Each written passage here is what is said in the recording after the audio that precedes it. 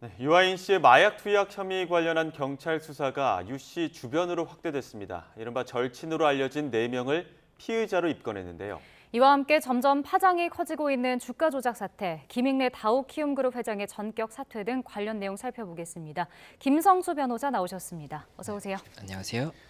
일단 유아인 씨 마약 수사 관련해서 먼저 짚어보겠습니다. 참고인 시분이었던 측근 4명이 피의자로 다시 전환이 됐는데 어떤 혐의가 적용된 겁니까? 예, 맞습니다. 지금 그 유아인 씨가 2월 5일 날 인천공항에서 이제 미국에서 인천공항으로 입국하고 바로 체포가 됐었지 않습니까? 예. 네. 그때 당시에 같이 입국했던 4명이 있었습니다. 예. 그 4명이 다 이제 이전에는 유아인 씨 사건의 참고인, 그러니까는 이 좀 참고를 할 수 있는 진술을 하는 그런 사람이었었는데 예. 다 각각 이제 범죄 혐의가 있는 것으로 해서 피의자로 다 전환이 됐다는 소식이고 예. 현재까지 정확하게 그 혐의 사실에 대해서는 알려지지 않았지만 일단 지금 얘기가 되고 있는 부분은 이 대리 처방을 한 그런 좀 의혹이 있다 이렇게 있는 부분이 하나가 있고 또 예. 일부 사람 같은 경우에는 같이 이런 마약류를 좀 투약을 한 것으로 보인다 이런 이야기가 있다 보니까 지금 현재 다 각각의 피의자로 전환이 됐다 이런 소식입니다. 예. 네. 그러니까 이걸 보면 불면증 치료제로 알려진 졸피뎀을 유아인 씨가 대리 처방을 받은 정황이 드러난 건가요? 예, 지금 정확하게는 어떠한 혐의인지는 알려지지 않았지만 네. 우선 뭐 압수수색 과정에서 알려졌다라고 하는 걸 보니까 병원 압수수색을 지금 뭐 프로포폴이나 이런 것 때문에 했지 않습니까? 네. 그 과정에서 이제 졸피뎀도 처방을 받은 것이 있었겠죠. 근데 졸피뎀 같은 경우에는 1인당 월 최대 28정밖에 받을 수가 없어요. 이게 좀 위험할 수가 있기 때문에 28정 이상을 받을 수가 없게 권고가 돼 있는데 네. 그런데 이걸 넘어서 이제 좀 처방을 받으려고 한다면 주변에 이제 대리로 좀 처방을 받아서 나한테 좀 줘 이렇게 부탁을 해야 될 수가 있지 않습니까? 그래서 그런 부분이 있다라고 지금 일단 혐의를 보고 있는 것으로 보이고 아무래도 그 관련 또 피해자가 있다라고 지금 경찰에서 그렇게 보이는 것 같습니다. 변호사님 말씀하셨던 그 같이 입국했던 4명, 4명 중에 뭐 대리 처방 정황도 있고 또 일부는 뭐 마약 투약 정황들도 있어서 뭐 피의자를 입건을 해서 지금 조사를 하고 있는 상황인데 만약에 지금 대리 처방을 한 사실이 드러나거나 혹은 측근들에게 통해서 마약을 투약한 사실 같은 경우가 드러난다면 유아인 씨 관련된 수사는 어떤 방향으로 더 흐를 거로 보십니까? 예, 만약에 대리 처방이 뭐 졸피뎀 부분이라고 한다면 졸피뎀도 어느 정도 수준 이상을 이제 투약을 했다라고 한다면 법 위반이 될 수가 있는데 예. 그 어느 정도 이상을 투약했다라는 부분이 명확하게 밝혀지려면 아마 대리 처방 부분이 좀 입증이 돼야 될 거예요. 그렇지 않다라고 한다면 지금 현재 병원에서 받을 수 있는 부분은 아마 법 위반까지는 아닐 수가 있기 때문에 예. 경찰에서 추가적인 수사를 하는 것으로 보이고 또 이제 뭐 대마 같은 경우에 이런 부분에 대해서는 대마는 뭐 이 투약을 했다라고 하더라도 1회 이제 뭐 그 좀 처음이다, 초범이고 많이 하지 않았다라고 한다면은 처벌에 그렇게 과하지 않거든요. 그렇기 예. 때문에 그 피의자에 대해서는 처벌이 뭐 중하게 이루어지지 않을 가능성이 높지만 어쨌든 유아인 씨 관련 사건에 있어서 대마를 언제 흡입했는지에 대해서 같이 했을 가능성도 있지 않습니까? 이게 예. 가까운 사이였다 보니까 그렇다면 경찰에서는 이 범행 일시라든지 장소를 특정하는 데 있어서 조금 더 도움을 받을 수 있을 것 같습니다. 예. 그럼 만약에 대리 처방을 했을 경우에 처벌 수위는 어떻게 되나요? 예, 이 대리 처방 같은 경우에도 일단 5년 이하의 징역 또는 5천만 원 이하의 벌금형을 규정을 하고 있는데 실질적으로 양형에 있어서는 뭐 벌금 정도로 나오는 경우가 있고 다만 이게 벌금이라고 하더라도 전과가 남는 것이고 이 마약에 관한 전과는 나중에도 굉장히 조금 예민하게 다뤄질 수가 있기 때문에 이 대리 처방에 대해서도 가볍게 여기면 안 되는 그런 죄라고 볼 수가 있습니다. 대마 같은 경우에 초범은 좀 처벌 수위가 낮다고 말씀하셨는데 그 마약도 마약이 어떤 마약이냐에 따라서 그 좀 경중을 좀 따지지 않습니까? 만약에 이제 대마가 아니라 코카인이면 어떻게 되는 겁니까? 예, 이게 지금 유아인 씨가 코카인도 투약했다라는 이야기가 나오다 보니까는 코카인에 대한 관심이 또 있는데 예. 이 마약류 관리에 관한 법률이 있습니다. 거기에서는 이 마약류를 여러 가지로 좀 구분을 하고 있어요. 그래서 마약으로 구분을 하는 것 중에 코카인이랑 아편이 있고 그리고 이제 향정신성 의약품이라고 해서 이 뭐 수술이나 이런 데 마취제로 사용하는 프로포폴이라든지 케타민이라든지 이런 것들 있지 않습니까? 이런 경우는 이제 향정신성 의약품으로 포함이 됩니다. 그리고 대마 같은 경우에는 또 따로 규정을 하고 있어요. 그래서 아마 대마를 좀 따로 규정한 목적이 있는 것으로 보이는데 이 부분 관련해서 각각의 법 처벌이라든지 그 규정이 조금씩 다를 수가 있습니다. 다만 지금 같은 경우에 코카인은 제가 이제 파악하기로는 동일하게 이제 5년 이하의 징역 또는 5천만 원 이하의 벌금을 이제 투약했을 때 처벌 규정으로 두고는 있는데 양형에 있어서는 대마 같은 경우에는 초범이고 하면은 조금 경하게 본다고 말씀드렸지 않습니까? 근데 코카인 같은 경우에는 워낙 좀 중독성이 강한 이런 좀 안 좋은 마약이라고 보기 때문에 국내에서 또 구하기도 어렵다면서요? 예, 맞습니다. 그렇기 때문에 아무래도 처벌에 있어서 좀 더 중할 수가 있고 그 말씀 주신 것처럼 프로포폴이라든지 이런 향정신성 의약품은 투약을 하는 것이 어렵지가 않아요. 사실 병원에 가서 조금 과다 투약을 하면 되는 거거든요. 그렇다 보니까 그런 부분들에 대해서는 조금 더 접하기 쉽다라고 보기 때문에 조금 처벌이 조금은 경한 부분이 있다고 한다면 이런 구하기 어려운 이런 마약류에 대해서는 더 중하게 보고 있기 때문에 굉장히 좀 어렵게 구할 수밖에 없는 거거든요. 그렇기 때문에 범위를 더 안 좋게 봐서 조금 더 중하게 처벌하고 있다 이렇게 말씀드릴 수 있을 것 같습니다. 네. 근데 이전에 그 돈 스파이크 씨 구속 때를 보면은 사실 며칠 걸리지가 않았는데 유한 씨 같은 경우는 수사가 좀 속도가 더디다라는 생각이 들거든요. 이게 특별한 이유가 있는 건가요? 예, 이게 유한 씨 사건 같은 경우에 이제 11월 달에 식약처에서 이런 좀 프로포폴 과다 투약을 한 것 같은 사람이 있다라고 해서 조사를 하다 보니까 유한 씨였고 이제 2월 5일에 입국하면서 체포가 되고 모발 검사하고 소변 검사를 했지 않습니까? 그리고 소변 검사를 한 다음에 이제 3월 달에 3월 27일에 1차 조사를 했습니다. 그리고 지금 이제 한 달이 좀 넘었는데 이제 2차 조사를 하려고 한다라고 이야기가 나오고 있거든요. 네. 그렇다 보니까는 그 돈 스파이크 씨 같은 경우에는 그때 당시 굉장히 좀 빨리 진행이 되는데 왜 이렇게 느린 것이냐 이런 이야기가 나오는 것인데 그 돈 스파이크 씨 같은 경우에는 그때 당시에 이제 마약류가 한 건이었어요. 필로폰, 메스암페타민이라고 하는 한 건이었고 그게 이제 구속이 됐던 이유는 법원에서 그 도주의 우려가 있다라고 봤기 때문에 구속이 됐던 부분이었고 이번 같은 경우에는 이 5가지 혐의를 보고 있지 않습니까? 졸피뎀까지 하면 5가지인데 네. 이게 뭐 프로포폴이나 뭐 케타민 같은 경우에는 이 투약을 한 병원들에 대해서 확인을 해봐야 돼요. 이게 이제 법적으로 위반이 되는 정도의 이런 좀 과다 투약으로 볼 수 있는 것인지 아니면 적법한 투약이었는지 이런 부분들을 봐야 되는 것이고 대마 같은 경우에는 이제 대마를 투약했다라는 게 뭐 양성 반응이 나왔다라고 한다지만 어디서 어떤 뭐 시점에 어떤 장소에서 했는지 이런 부분들이 좀 특정이 돼야 되는 부분이 있습니다. 그렇다 보니까 그런 부분도 좀 확인을 했던 것으로 보이고 특히나 코카인 같은 경우에는 이게 또 일시나 장소가 특정이 안 된 경우에 이게 좀 중하게 처벌을 한다고 말씀드렸지 않습니까? 그렇다 보니까 법원에서는 조금 더 처벌에 있어서 더 신중할 수밖에 없고 일시나 장소가 명확하지 않다고 한다면 무죄가 나올 수도 있는 여지가 있거든요. 예. 그렇다 보니까 그런 부분들에 대해서도 좀 더 명확하게 좀 확인을 해봐야겠죠. 그래서 그런 부분들 확인을 하다 보니까 늦어지고 있다. 지금 일단은 경찰에서는 그렇게 이야기를 하고 있는 상황입니다. 그리고 소변 검사에서 코카인 성분이 발견이 됐음에도 불구하고 그 일시나 어떤 뭐 장소를 확정하지 못하면 무죄로도 판결이 나올 수 있는 겁니까? 예, 아마 코카인은 제 기억으로는 모발 검사에서 나왔을 겁니다. 소변 검사 같은 아, 경우보다 이게 모발로? 모발에서 예. 훨씬 더 많이 나오는데 소변 검사에서는 그때 당시 이제 대마가 나왔었고 예. 그리고 이제 모발 검사를 했는데 거기에서 이제 여러 가지가 더 나왔던 그런 거예요. 일단 나오긴 나왔잖아요. 예, 나오긴 나왔었고 그리고 이제 그런 경우에 이 일시나 장소가 특정되지 않으면 이제 코카인이든 뭐 다른 마약류든 간에 이 범행에 있어서 명확하지 않은 부분이 있다라고 한다면 무죄 추정의 예. 원칙에 따라서 무죄가 나올 수가 있거든요. 그런 실제 판례가 있기 때문에 아무래도 경찰에서는 그런 부분들에 대해서 좀 신중할 수밖에 없지 않나 생각이 듭니다. 예, 지금 2차 조사를 앞두고 있는데 2차 조사 앞두고 주변 측근들은 뭐 입건이 된 상황이고 그리고 뭐 소속사에서는 부인하고 있습니다만은 뭐 이태원에서 목격을 했다라는 어떤 뭐 목격담 같은 것들도 들리고 있습니다. 소속사에서는 강력하게 부인하고 있고요. 이런 것들이 있다 보니까 과연 2차 조사는 어떻게 이루어질까라는 좀 의문도 드는데 어떤 방향으로 흘러갈 거라고 보십니까? 네, 우선은 그 지금 뭐 목격담, 뭐 루머라고도 할 수 있는데 예. 그런 부분들에 대해서도 경찰에서는 확인을 해볼 겁니다. 그리고 만약에 그때 당시 이제 뭐 다른 사람들과 같이 했다라는 그런 목격담이었기 때문에 그런 사실이 있다라고 한다면 그 다른 사람들도 또 불러서 볼 거예요. 그래서 그런 부분들도 일단은 물어볼 것이고 2차 조사에서 그리고 지금 뭐 졸피뎀이라든지 이런 부분들에 대해서도 새롭게 좀 혐의가 나온 거지 않습니까? 예. 그래서 그 혐의들에 대해서도 조금 더 확인을 해볼 것이고 그 확인에 의해서 나온 이 사실관계에 대해서 다시 또 물증이 있는지를 확인을 해볼 겁니다. 그런데 그 물증이 없다라고 한다면 이제 조금 입증에 있어서 고민이 될 수밖에 없기 때문에 그런 부분들을 그럼 또 한 번 추가 조사를 할 수도 있어요. 지금 당장은 조만간 2차 조사를 하고 마무리할 방침이라고 했는데 네. 만약이라도 2차 조사에서 또다시 불분명한 부분이 나온다고 한다면 3차 조사도 검토를 할 수가 있기 때문에 아직까지는 조금 더 추이를 봐야 된다 이렇게 볼 수가 있을 것 같고 물증 확보가 좀 관건일 것 같다 이렇게 말씀드릴 수 있을 것 같습니다. 네. 일단은 2차 조사와 수사가 어떻게 좀 진행될지를 지켜봐야 할 것 같습니다. 자, 계속해서 주가 조작 의혹으로 좀 넘어가 보겠습니다. 주가 조작 연루 의혹을 받고 있죠. 김익래 다우키움그룹 회장이 전격 사퇴를 했습니다. 먼저 입장부터 들어보겠습니다. 저는 회장과 키움증권 이사의 회장직을 사퇴하고 다우데이터 주식 매각 대금을 사회에 환원하고자 합니다. 네, 입장 들어보셨는데 사실 사퇴 하루 전까지만 해도 거래 명세서 공개하면서 의혹은 적극적으로 반박했었잖아요. 이게 하루 만에 이렇게 입장을 바꾼 이유는 어디에 있을까요?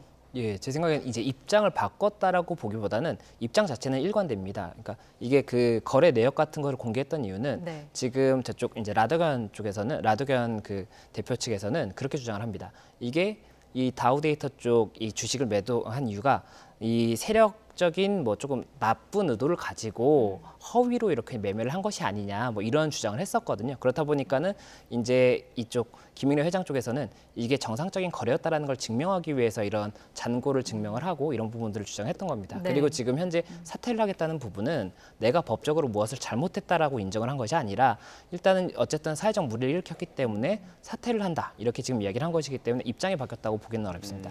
다만 이 사태에 대해서 어떤 의도가 있는지에 대해서는 뭐 여러 가지 좀 평가가 가능할 거기 때문에 그 부분 관련해서는 조금 뭐 다양한 해석이 가능하다 이렇게 말씀드릴 수 있을 것 같습니다. 그러면 전날까지는 라더견 대표 고소하겠다, 나는 강력하게 부인한다 하다가 지금 뭐 매각 대금도 사회 환원하겠다 하다 보니까 갑작스럽게 좀 태도가 변한 부분들은 있거든요.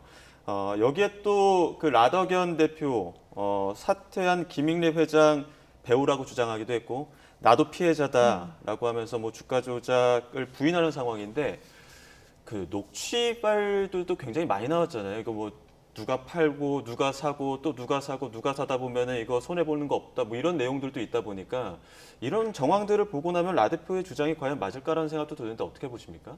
예, 저도 뭐 인터뷰도 라더견 대표가 이렇게 하고 하다 보니까 어느 정도의 자신이 있어서 인정할 부분은 인정을 하고 나오나 보다라고 생각을 했었는데 지금 봤을 때는 저는 이제 처음 인터뷰 때는 통정매매에 대해서는 뭐 좀 인정을 했던 걸로 이렇게 좀 봤었는데 그게 아니더라고요. 뭐 그런 부분도 아니고 예. 뭐 전반적으로는 자기들은 이제 상속 이슈가 있는 이런 주식들에 대해서 이거를 계속 홀드해서 이 가치가 있는 주식이기 때문에 계속 사들이는 작업을 했다라는 좀 그런 취지의 주장을 했던 것으로 보이는데 예. 지금 녹취록에 나오는 것들이 그와 반대되는 내용이 굉장히 많이 나오고 있지 않습니까? 그래서 그만큼 녹취록이나 이런 물증이 많이 나올 거라는 예상을 하지 못해서 한번 이렇게 좀 초기 주장이 한번 이렇게 좀 어긋났지 않습니까? 그리고 이 어긋난 게 계속해서 어긋나고 있는 것 아닌가. 근데 지금 또 어긋났다고 해서 돌이키기도 애매하거든요. 그렇다 보니까는 계속 조금 좀 주장이 좀 견제하고 법적으로는 불리한 주장을 하고 있는 것이 아닌가 생각이 됩니다. 네. 근데 이번에 이제 폭락한 종목들을 보면 상속 관련 이슈가 좀 있더라고요. 먼저 이와 관련해서 라더견 대표 입장도 한번 들어보겠습니다. 만약에 얘네가 승계 과정이 생긴다라면은 나는 그런 캐스팅보트 역할을 할 수 있고 그러면 건물 하나 팔아가지고 배당 좀 해줘. 그럼 내가 너한테 경영권을 줄게. 이런 걸 할 수가 있고. 네. 승계 과정이 생긴다면 캐스팅보트 역할을 할 수 있다라고 말을 했습니다. 이게 상속 관련 이슈가 있는 종목을 뭐 노린 그런 이유가 있나요? 예, 지금 상속 관련 종목을 노렸다는 게 이제 또 공통점으로 나왔는데 네. 상속 관련 이슈가 있으면 이제 상속을 해주려고 하는 입장에서는 주가가 낮을수록 상속세가 조금 나오지 않습니까? 예. 그렇기 때문에 실제 회사 가치보다 주식 가액이 좀 낮을 수 있다는 부분을 좀 파고들었던 것이 아닌가 이렇게 이야기를 처음엔 했었는데 그 다음에 이야기가 나오는 것이 이게 상속 관련해서 상속이 한 명이 받아가면 그 부분 관련해서는 상속세 이슈밖에 없지만 만약에 상속인이 여러 명이에요. 예. 뭐 이제 그 아버지가 떠나셨을 때는 어머니랑 자녀가 같이 상속을 받고 이렇게 되거든요. 예. 그렇게 되면은 어머니랑 뭐 자녀라고 하든 아니면 뭐 형제들 간이라고 하든 다툼이 생기게 되면 경영권에 대해서 분쟁이 생기게 됩니다. 그런 경우에 내가 경영권을 확보하기 위해서는 주식을 최대한 많이 가지고 있어야 되니까 그때 가서는 본인들이 가지고 있는 이 주식이 값이 올라갈 거라는 거죠. 예. 그런 주장을 하는 부분인데 지금 말씀드렸던 것처럼 이제 주장이 한번 어긋나다 보니까 어긋난다라고 제가 말씀을 드렸던 게 이게 근데 거의 10배 가까이 3년 새에 올랐었는데 아무리 상속 관련 캐스팅 보트가 뭐 이게 중요하다고 하더라도 10배씩 뛰기는 쉽지가 않습니다. 그렇다 보니까 이 부분 관련해서도 그 이전에 뭐 상속 관련해서 이제 언론에서 인터뷰하고 이런 부분들에 대해서 조금 안 맞는 부분을 다시 한번 좀 보완하기 위해서 이야기한 것이 아닌가 이렇게 생각이 됩니다. 지금 이 사태를 통해서 가장 주목받았던 게 지금 이 무더기 하한가의 진원지라고 할 수 있는 게 CFD, 차액 결제 거래가 꼽히고 있거든요. 이 시스템의 허점을 노렸다고 하는데 어떤 시스템이었고 어떤 허점을 노렸던 겁니까? 예, 이게 CFD라는 게 일단 설명 좀 드리자면 예. 네. 이게 내가 주식을 보유하는 게 아닙니다. 내가 주식을 보유하는 게 아니라 예. 증권사에 주식을 사달라고 요청을 하는 걸로 좀 쉽게 설명을 드릴 수가 있는데 내가 만약에 뭐 400만 원이 있는데 1000만 원어치 주식을 사고 싶다 이러면 이 주식 증권사에다 요청을 하는 겁니다. 내가 400만 원을 증거금, 그러니까는 내가 만약이라도 너희가 손해를 보면 이 400만 원으로 변제를 해줄 테니까 네. 너 1000만 원어치 증권을 좀 사줄래? 라고 하면 증권을 사주는 겁니다. 예. 사주고 그럼 증권사에서 주식은 보유하고 있는 거예요. 나는 보유하고 있는 게 없는 거예요. 그렇다 보니까는 이 부분 관련해서 증권사가 매입을 한 것으로 나오지 이 네. 사람이 매입한 것으로 이름이 나오지 않습니다. 그리고 이게 우리나라 증권사들은 이게 위험이 좀 리스크가 크기 때문에 예. 직접적으로 안 하고 연결만 해줘서 해외 외국계 증권사들이 하게 되거든요. 그렇다 보면은 외국계 이제 매수인이 되는 겁니다. 국내 매수인이 아니라 외국계 매수인이 되는데 예. 외국계 매수인들이 사는 거에 대해서 또 이제 우리나라에서는 좀 좋은 평가를 받고 있다라고 보고 있기 때문에 그런 부분도 좀 노렸던 것으로 보이고 그리고 이 금융 당국에서 이 통정 매매라든지 이런 걸 한다고 하더라도 증권사 명의로 매입이 되지 않습니까? 네. 개인 명의라고 한다면은 A가 샀고 B가 샀는데 이걸 다시 C가 사고 A가 사고 이렇게 돌린다고 한다면 바로 좀 적발이 가능할 것인데 그게 이제 명확하지 않은 거죠. 어떻게 보면 차명결의 효과를 예, 볼수 그런 있는 거래 거죠? 효과도 있는 거죠. 그리고 또 본인이 갖고 있는 400만 원보다 훨씬 많은 금액을 투자할 수가 있으니까 이 금액을 조금 높게 좀 주식을 만들고 싶거나 이런 경우에는 훨씬 좀 이익이 크죠. 예. 계속해서 이제 금액을 올릴 수가 있는 겁니다. 통정 매매를 하면 내가 갖고 있는 것보다 훨씬 많이. 그래서 그런 부분들에 대해서 있고, 근데 이게 또 문제가 뭐냐면 떨어졌을 때는 그 몇 배를 제가 투자를 받았지 않습니까? 네. 그 떨어진 만큼 몇 배를 또 손해를 감수를 해야 되는 겁니다. 고위험 고수익이라는 거죠. 예, 그렇죠. 예. 그런데 지금 같은 경우 그래서 이제 마이너스 몇 억씩 뭐 손해를 봤다라는 이야기가 나올 수밖에 없는 게 내가 투자한 게 만약에 1억이라고 하더라도 2.5배 만약에 손해를 봐야 된다고 한다면 뭐 2억 5천 마이너스가 날 수도 있는 거죠. 그보다도 더 많이 손해가 날 수가 있는 겁니다. 그래서 그런 손해가 있기 때문에 여러 가지 문제가 있고 제도적 개선이 필요하다. 이런 상황이 이런 이야기가 나올 수밖에 없는 상황입니다. 네. 예. 그럼 제도 개선이 좀 필요하다고 얘기해 주셨는데 시급하게 가장 좀 필요한 부분은 어떤 거라고 보시나요? 예, 일단은 명의에 대해서 외국계 증권사에서 이걸 매입을 했다고 하더라도 실질적으로 이 매수인이 누군지가 확인이 될 수 있는 게 금융당국에 좀 확인이 될 수 있게 이렇게 되는 네. 부분이 필요할 것으로 보이고 그리고 이 투자자 자체가 이게 개인 전문 투자자 이게 워낙 리스크가 크다 보니까 어느 정도 이상의 요건을 가진 사람들만 들어갈 수 있게 돼 있었어요. 근데 그게 이제 최근에 몇 년 사이에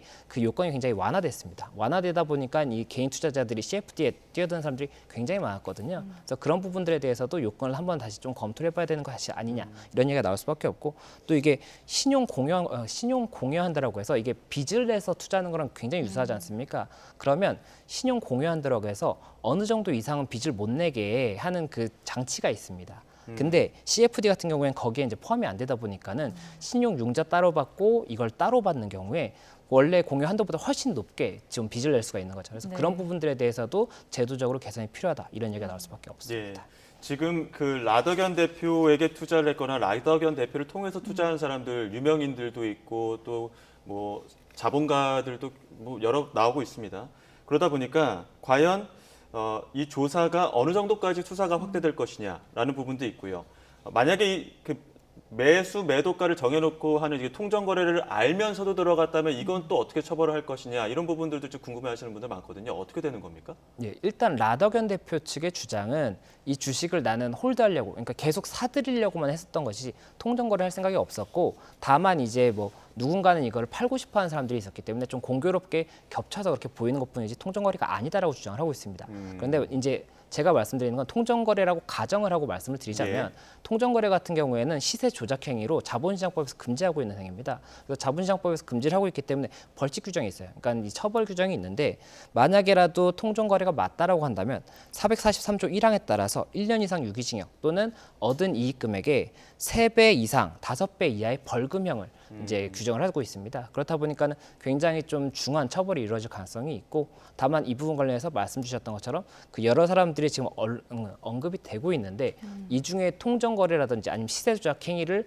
하는 것을 알았느냐 여부에 대해서 알았거나 알 수 있었어야 처벌이 가능한 부분이기 때문에 그 부분 관련해서는 일단 검찰이든 경찰이든 어디까지 기준을 볼 것이냐, 그리고 수사 범위가 너무 사람이 지금 많이 관여가 돼 있다는 이야기이기 때문에 어디까지 이 확대를 할 것이냐에 대해서 고민을 할 수밖에 없습니다. 지금 뭐 1,000명이라고 한다는데 1,000명을 그럼 다 수할 수는 없는 노릇이지 않습니까? 그렇다 보니까 그런 부분들에 대해서도 보고 있고, 또 그리고 지금 현재 라더견 대표 측에서 만약이라도 이게 통정매매였다라고 한다면 또 뭐가 문제가 되냐면 이게 굉장히 오랫동안 수익을 올렸잖아요. 예. 이게 그 사이사이에 라더견 대표 측 회사에서는 이득을 가져가는 것으로 보이는데 그 부분 관련해서도 처벌이 이루어져야 될 수가 있어요. 그래서 그 부분 관련해서도 일단 수사기관에서는 이걸 어떤 법으로 의율할 수 있는지 그런 부분도 검토할 수밖에 없다. 이렇게 말씀드릴 예. 수 있을 것 같습니다. 네.